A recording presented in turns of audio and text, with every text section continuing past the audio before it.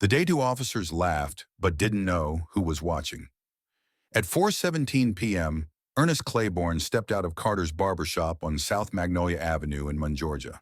The trim was fresh, the conversation even fresher. Just the usual: old blues records, high school football hopes, and who made the best sweet tea in town. It was the kind of Southern rhythm Ernest had grown up with. At 64, Ernest moved slowly, but his presence was still solid. His denim jacket, faded from time, still bore the patches of his Army service, badges earned through grit and years that most people couldn't imagine. Since his wife passed, he hadn't held on to much. But that jacket? That was different. That was history. He had spent years drifting from city to city after retiring from the Army. But he came back to Mon for one thing: peace, familiar faces, familiar streets, a simpler life. But peace was not what he found that day. As Ernest passed the old county records building, its yellow paint peeling and windows boarded up, he caught sight of a slow-moving police cruiser, tinted windows, unreadable. He didn't look too long. He knew the rules. Don't make eye contact. Don't act afraid. Don't give them a reason. But the tires squealed behind him. "Hey, sir, can we talk to you for a second?" Ernest turned. He raised his left hand just slightly, palms visible. "What's the problem, officer?" Two white officers approached, both young, one tall and built like he boxed on weekends, the other shorter, face twitching with something too eager to be called authority. "We got a call about a man loitering near the Rite Aid," the tall one said. "Matches your description." Ernest frowned. "Rite Aid? I've been at the barber shop for the past hour. Haven't stepped near there." The shorter one chuckled. "Mind showing some ID?" Ernest slowly reached into his back pocket and handed over his Georgia state license. His name: Ernest Claybourne. No criminal record. A veteran's ID peeked from behind the card. They didn't hand it back. "We're just going to run a quick check," said the tall one. "For safety." "Safety?" Ernest echoed. "I served 22 years in the Army. This is the street I came home to. I'm not bothering anybody." "Well, now you're bothering us," the short one snapped. Ernest saw it then. This wasn't about checking ID. This was about control, about baiting him, about hoping he'd slip. "I'm just walking home," Ernest said calmly. "Sure you are. Let's take a little walk over here," the tall officer said, motioning to a telephone pole on the corner. Two neighbors across the street paused. Neither spoke. Neither moved. "Why are we going over there?" Ernest asked. "Because we said so," the shorter one replied. Before he could object, they grabbed his arm. Ernest didn't resist. He knew better. A black man resisting two white officers in a quiet Georgia town didn't end with an apology. It ended in a hospital, or worse. So he let them lead him, though every inch of his body tightened. The tall one's badge read Fenwick. The short one? Roth. They didn't cuff him, yet, but they didn't let go either. "I live 2 blocks down," Ernest said. "Came from Carter's. Ask anyone in there." "We'll get to that," Roth sneered. "You say you were in the Army?" Fenwick asked. "I was," Ernest corrected. "Retired," Roth smirked. "So you know how to follow orders then." That hit harder than it should have. Ernest had heard that tone before, from Afghanistan to basic training in North Carolina, a tone meant to shrink a man down to silence. "You got body cams?" Ernest asked. Fenwick tapped his chest. "Of course. For our protection." "Good," Ernest muttered. They reached the pole. "Back up against it," Roth said. "I haven't done anything wrong." Fenwick looked at his partner. "Think we should search him?" Roth smiled. "Nah, got a better idea." He walked back to the cruiser and pulled out zip ties. Not handcuffs, the kind they use in riots. "You can't be serious," Ernest said. "Just taking precautions," Roth said, his voice soaked in fake innocence. "You'll be out of here in 5. People watched. No one acted. One kid on a bike slowed, then pedaled away. A woman disappeared into her home without a word. "You're humiliating me," Ernest muttered. "You're doing that to yourself, pal," Fenwick replied coldly. Click. Roth zip-tied Ernest's hands behind the pole. Then he took out his phone. "Smile," he laughed. Click. Ernest said nothing. His jaw clenched. His hands shook. Not from fear, but from something deeper. Rage, disgust, shame. You think this is funny? Ernest asked. My uncle always said you folks like to play the victim, Fenwick said. Look at you now. Nobody's touching you. We're just doing our job. Roth added, it's just a joke. You'll tell your grandkids. Good story, right? I don't have grandkids, Ernest replied. Well, maybe if you weren't such a smart-ass, you would, Roth sneered. Something shifted then. Ernest didn't move, didn't speak, but he made a choice. He would remember every word, every insult, every laugh, and make sure these two never forgot him either. 10 minutes passed, no backup, no report. They were just playing. Finally, Roth said, show's over. He walked behind Ernest, took out a small pocket knife, and sliced the ties. Ernest's ID was dropped at his feet like garbage. You're free to go, Fenwick said with a bored tone. Ernest picked up his license, rubbed his wrists. He didn't say a word, didn't go home either, because something in him knew this wasn't over. He walked a few blocks, every step burning with more than just the Georgia sun. He wasn't broken by war, but this broke something else. Outside the old courthouse, he sat on a cracked concrete bench under peeling paint and silence. No one asked questions. No one acknowledged what happened. Ernest pulled out his flip phone. No camera, just numbers. He dialed. Julian Claybourne, a voice answered on the second ring, crisp, calm, commanding. Julian, Ernest said, it's your dad. There was a long pause. Ernest rarely called, and never without reason. What's wrong? Julian asked. I had a situation with two of your officers. What kind of situation? They zip-tied me to a pole. For fun. Julian was silent. Where are you? He asked, voice low and tight. Sitting outside the courthouse. Thinking.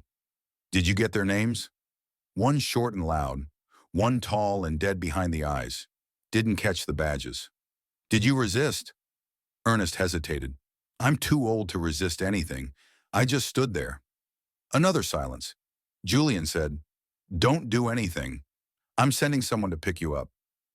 I don't need a ride, Ernest replied. I need you to look into this. I will. And he meant it.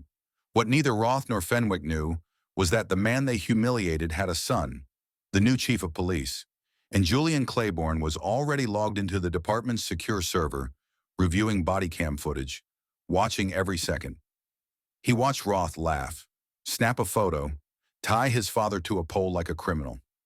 Julian didn't speak, didn't blink, just watched, then paused the video and stood up. Because tomorrow someone was going to answer for this. Roth and Fenwick were already in the room when Julian entered. They slouched in their seats, chewing gum and whispering like a pair of students who hadn't studied for the exam. Julian said nothing. He walked to the head of the table, set down his tablet, and sat. We've got a few things to go over, he began, voice flat. But first, there's something that landed on my desk last night. That shut the whispering down. Roth froze mid-chew. Fenwick straightened just enough to feign professionalism. Julian tapped the tablet screen, and a video began to play on the monitor behind him. Yesterday afternoon, Julian said, an incident occurred on South Magnolia involving two of our officers and a civilian. There was no arrest, no charges, but plastic restraints were used. Roth opened his mouth. Sir, I'm not finished, Julian snapped, his voice cold. He tapped the screen again. The room fell silent as the body cam footage played. Julian didn't explain. He didn't have to. The images said everything. Two officers stopped a man on the sidewalk. No probable cause. No threats. Just a man. They zip-tied his hands behind his back and fastened him to a utility pole. Then they laughed, took selfies, posed, and then the final still image appeared. Julian stood. That man, he said quietly, is my father. The room didn't breathe. Julian stepped around the table slowly, not yelling, not gesturing, but his presence shifted the air, like the weight in the room had doubled. You zip-tied a 64-year-old Army veteran to a pole, he said, his eyes locked on Roth. You mocked his service, took pictures like it was a joke, and you thought no one would care. Roth stammered. Sir, I didn't know. It doesn't matter who he was, Julian cut in. It matters what you did. Fenwick's voice wavered. We didn't hurt him. We thought he matched a suspect description. Then where's the incident report? Julian demanded. Silence. Why didn't you radio it in? More silence. Julian turned to the room. This department has spent too many years turning away from things like this, burying them, pretending it's not our problem. He reached into his jacket and placed 2 sealed envelopes in front of Roth and Fenwick. That ends now. Effective immediately, you are both suspended pending internal investigation. Your badges and weapons stay here. Roth blinked. You're serious? Julian didn't respond. He turned and walked out. Back in his office, he locked the door behind him and sat down. The pressure behind his eyes hadn't lifted. There was no sense of victory, no relief, just exhaustion. He picked up the phone and dialed. Get me a press conference, he told his assistant. Today. What's the topic? Accountability. Because what happened to Ernest Claybourne wasn't going to be swept under the rug. Not this time. But Julian wasn't waiting for the media storm. He needed facts, real ones. He called internal affairs and requested full patrol logs for Roth and Fenwick from the past 3 months. GPS data, audio logs, formal complaints, informal ones, everything. If what they did to his father was just the surface, Julian was ready to dig. He watched the body cam footage again, this time slower, frame by frame. Roth's smirk when he tightened the zip ties, the ease in his posture, like this wasn't new to him. Julian hit pause, rewind, play, over and over. He wasn't just reviewing actions, he was studying behavior, who they became when they thought no one was watching. A knock at the door broke his focus. Come in. Detective Selena Jarrow stepped inside. Late 40s, sharp, experienced, respected. One of the few in the department Julian trusted. You wanted to see me, she asked. Julian nodded to the chair across from him. Close the door. She did. I need you to dig into Roth and Fenwick, he said. Personnel files, transfer records, complaints from other departments. Selena narrowed her eyes. You think this wasn't the first time? I think they got way too comfortable way too fast, Julian replied, which only happens when someone's been letting them get away with it. She nodded. I'll get you what I can. And Selena, Julian added, don't log anything through official channels. Keep this off-grid. She paused. Expecting pushback? I'm expecting silence, he said, which is worse. She nodded again and left. Julian leaned back in his chair, staring at the ceiling. He'd trained for combat, for cross-examinations, but nothing prepared him for the realization that he now ran a department built on years of rot. His phone buzzed. One missed call. His father. Julian hesitated. They hadn't spoken since the day before, not just because of what happened, but because they hadn't really talked in years. Ernest believed in honor, in patience. Julian had always been about precision and control. Their philosophies rarely aligned, even when Julian was a teenager with too much anger and not enough direction. Still, he called back. The line rang twice. You all right? Julian asked. There was a pause. I'm all right, Ernest said calmly. Saw the news. Heard about the suspension. Julian exhaled. It's not enough. No, it ain't, Ernest said. But it's a start. Silence again. Then Ernest added something unexpected. You were always different, he said. Even when you were a kid. You didn't just want to fight. You wanted to fix. Julian didn't know what to say. Just don't lose your soul trying to fix something that don't want to be fixed, Ernest warned. I'll be careful, Julian said quietly. You better be. Macon doesn't change easy. Julian allowed himself the faintest smile. Neither do we. They didn't say goodbye. They never did. Julian hung up and turned back to his laptop. Another video had finished downloading. Another patrol shift. He clicked it open. His gut told him what he didn't want to admit. His father hadn't been the first, just the one who finally made it personal. Julian's voice cracked like a whip through the silence. We didn't know who he was, Roth mumbled, eyes down.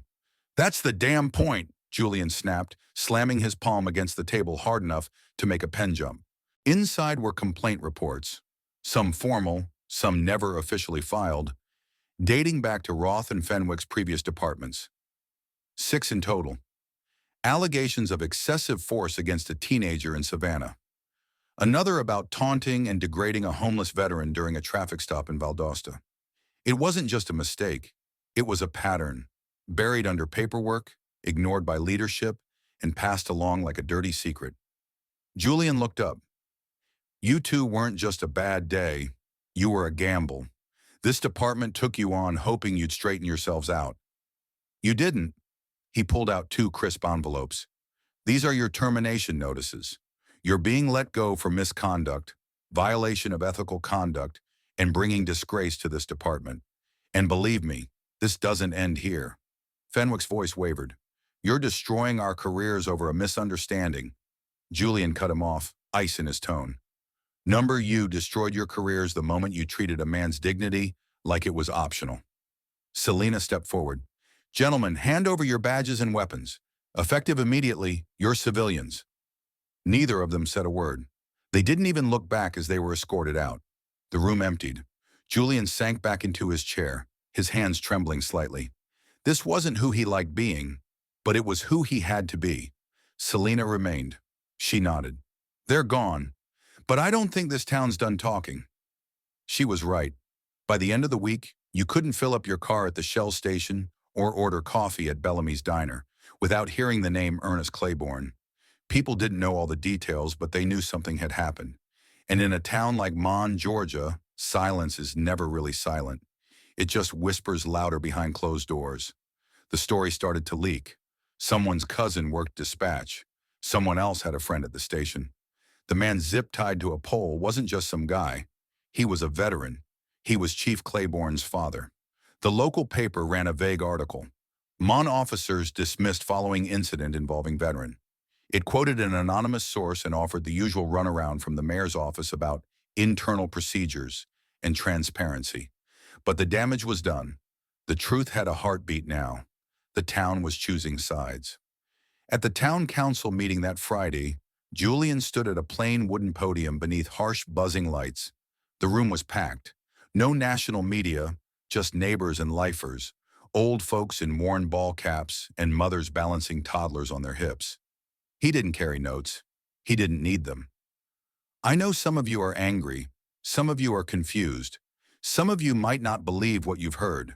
That's why I'm here. Not as a son, but as your chief. He paused. No one made a sound. Two of our officers abused their power. They humiliated a man who served this country with honor. They laughed at him. They took pictures. They treated him like he was nothing. And the only reason I found out, Julian's voice tightened, it was because that man happened to be my father. He scanned the room slowly. Ask yourselves, what if he wasn't? What if no one reported it? Would those officers still be walking around in uniform today? Would anything have been done? A murmur rolled through the crowd. Heads nodded, arms crossed. I'm not here to protect badges. I'm here to protect trust. Because without that, we're not a department. We're just people with authority and weapons, hoping no one looks too close. From the back row, a woman in her 60s stood, Loretta Hill, known for running the community pantry every Sunday. She didn't raise her voice, but every ear caught her words. What's going to stop this from happening again, Chief? Julian didn't flinch. Me, and all of you, he said. We're creating a civilian oversight board. We're reopening every complaint closed without investigation in the last 5 years. Every badge, mine included, will be earned moving forward. That line landed hard. After the meeting, people lingered. Some offered quiet thanks. Others stood at a distance, arms folded in caution. A few left early. The air buzzed with something like hope, but laced with hesitation. This town had been promised change before. It rarely made it past the podium. Later that night, at Green's Market, an old mechanic named Sylvester Mack leaned on his cart, talking to the cashier like they were kin. You know what got me, he said. It wasn't just what they did to Mr. Claybourne. It's that they were comfortable doing it, like nobody was watching. The young cashier, Tariq, nodded. People get bold when they think they've got cover. Sylvester squinted. You think Chief Claybourne's really going to change things? Tariq shrugged. He started. That's more than most. But not everyone believed.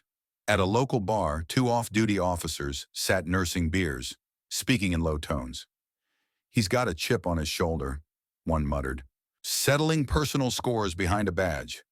Yeah, said the other. Watch. They're coming for the rest of us next. The line had been drawn, not between black and white, not even between cops and citizens, but between those who wanted to keep the silence and those who were done whispering, and people were starting to pick sides. That Monday, the mayor's office called. Not the mayor himself. He never did his own dirty work. His aide called, some 30-something guy with too much gel in his hair and a Bluetooth headset glued to his ear. Chief Claybourne, he said, smooth as oil. Some members of city council are concerned. With the recent terminations, morale's taken a hit. There's a feeling things are moving. Maybe a little too fast. Julian stared out his office window, watching rain trail down the glass. We fired 2 men who zip-tied a veteran to a pole and laughed about it. If that's hurting morale, maybe some folks were too comfortable in the first place. There was a pause, then the aide coughed politely. Just tread lightly. People are watching. Julian hung up without a word. He didn't need warnings. He already knew people were watching.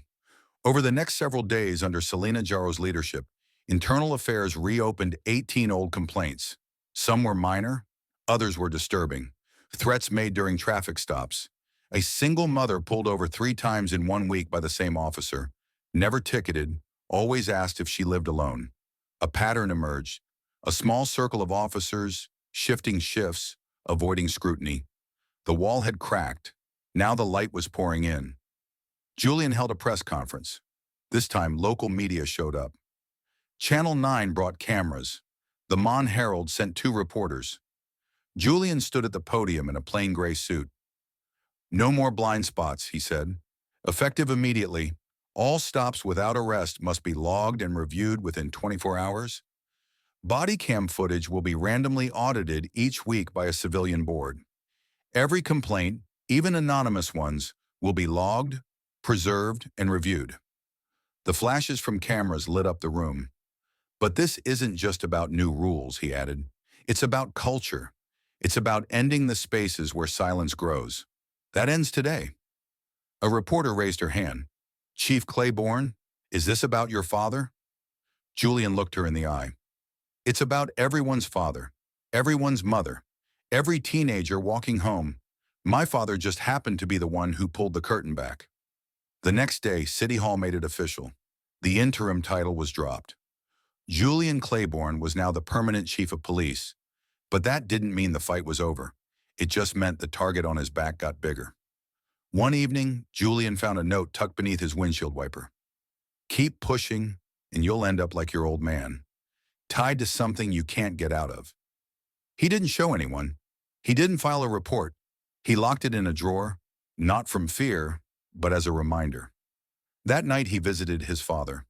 Ernest was on the porch, boots on a stool, drinking black coffee like always. Julian sat down beside him. They made it permanent, he said quietly. Ernest nodded. Good. It's messy, Julian admitted. Some think I'm doing too much. Others say it's not enough. Ernest took a long sip, then replied, That probably means you're doing it right.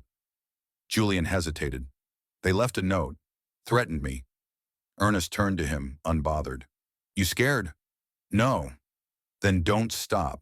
Because once truth starts moving, the only thing that slows it down is the people too scared to carry it forward. Julian brought dinner like he used to when he was younger. Still warm, still thoughtful. Ernest didn't say a word. He just took the bag and headed to the kitchen. Smoked turkey, collard greens, and 2 thick slices of sweet potato pie, courtesy of Mrs. Hollings from Cherry Street, the same woman who used to sneak Julian extra pie when he was a kid. They sat across from each other at the old kitchen table, the one with years of memories carved into its wood. Julian had done his homework there growing up, while Ernest sat opposite with a newspaper in hand, correcting his grammar mid-sentence without even looking up. You still put hot sauce on your greens? Ernest asked without looking up. Julian smirked. Some things don't change. They ate mostly in silence. But it wasn't awkward. It was the kind of silence only shared between people who know each other too well, deep, familiar, and full of things that didn't need saying out loud. Eventually, Ernest leaned back, let out a long breath, and said, You didn't have to fire them. Julian didn't flinch. Yeah, I did. They'll come for you, Ernest said matter-of-factly. Men like that don't forget. Might not come head-on either. Could be some cousin, some old friend you thought you could trust. I know, Julian replied calmly. I'm not worried. You should be. You're carrying more than just your own weight now. Julian set down his fork and met his father's eyes. You think I did the wrong thing? Ernest's brow furrowed, but he shook his head. I think you did what most talk about but never do. That scares people. He paused, voice softening. Just don't let it eat you up. That badge? It ain't your blood. It ain't your name. Julian nodded slowly. I spent so long trying to be the opposite of you. Thought being harder made me stronger. Thought I knew better. Ernest raised an eyebrow. And now? Now I think you were just doing everything you could not to break. For the first time that night, Ernest smiled. Not a big grin, just a slight curve at the corner of his mouth. Quiet, but full of meaning. You're getting old, Ernest said with a chuckle. Only way to stay alive, Julian replied. When the dishes were cleared and the sun dipped low, Ernest pulled open a drawer and handed Julian an envelope. Figured you should have this. Inside was a photo. Ernest, much younger, stood in uniform beside a group of men in front of a crumbling building overseas. Faces dirty, eyes weary but sharp. Julian had never seen it before. I was 29, Ernest said. That day I carried a kid who'd stepped on a mine. Thought he was gone for sure. Carried him a mile through the heat. He made it. Julian stared at the photo, hearing his father tell a story he'd never told before. That was the only day I cried in front of my unit, Ernest said. Not 'cause I was scared. It just hit me. He was somebody's son. Julian gripped the photo a little tighter. Remember that, Ernest added. Every time they tell you to let something go, every meeting, every report, every person in a uniform, remember who you're fighting for. Somebody's son, somebody's father, someone who just wants to get home without fear. Julian folded the photo and slid it into his jacket pocket. I will. There was no hug. There didn't need to be. But as Julian stood to leave, Ernest placed a firm hand on his shoulder. Don't let them change you. Julian met his eyes. They won't. This fight, it was never just about a badge. It's about not forgetting who you are. A month later, Mon had changed. The police department's shift board had new names. Some old ones were gone, those who couldn't or wouldn't adjust. Julian had hired carefully, bringing in officers with strong reputations and clean records, and he made sure they understood. No sugarcoating, no illusions. If they wore the badge here, they wore the weight that came with it. At a community event in Central City Park, a family unity day thrown together by local churches and neighborhood leaders, Julian showed up. He wasn't scheduled to speak. He was just there to shake hands and listen.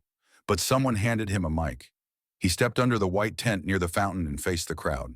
No speech, just truth. A few weeks ago, he began, my father was walking home from the barbershop. He ended up zip-tied to a telephone pole. The crowd quieted. Even the children paused. That's not a metaphor. That's what happened. He didn't resist, didn't yell. He did everything we tell folks to do. Stay calm, be respectful, comply. And he still got humiliated. He glanced at the elders seated in the shade, those who'd lived through worse and wore the past like quiet armor. We've been taught how to survive, not how to trust, Julian said. But surviving without dignity? That's not living. He paused. My father didn't ask for revenge. He asked me to get it right. So we fired the officers who did it, not because he was my father, but because he was someone. And if we only take action when it's personal, we've already failed. From the back, a teen raised a quiet fist. Not performative, just respect. Julian continued, that badge we wear? It's not just a symbol, it's a promise that we'll treat people like people, that no one's too small to matter. If we break that promise, we don't deserve to wear it. He handed the mic back. There was no applause at first, just silence, then slow, sincere clapping. The kind that comes from people deciding, little by little, to believe again. Later that evening, walking back to his car, an older man approached, worn veteran's cap, cane in hand. You the one who fired those boys? the man asked. Julian nodded. Yes, sir. The man looked him over and said, Took guts. Not many left with that. Julian didn't say anything. He didn't have to. Before he reached his car, his phone buzzed. A text from Selena. City Council approved funding for the Oversight Board. We start in 2 weeks. Julian closed his eyes, not in celebration, but in quiet understanding. The work wasn't done. It never really would be. But something real had begun. Not just policies or procedures. Something deeper. Something human. He hadn't come home to be a symbol. He came to fix what was broken. But in doing so, something inside him healed too. At his desk that night, Julian opened the drawer where he'd stashed that anonymous threat weeks ago. He took it out, looked at it one last time, then tore it in half and dropped it in the trash. Because fear might knock, but it didn't get to stay. Not here, not anymore. If this story moved you, share it. Someone out there needs to know they're not alone. And if you're still with us, hit that subscribe button. We've got more stories to tell, and the truth doesn't spread itself.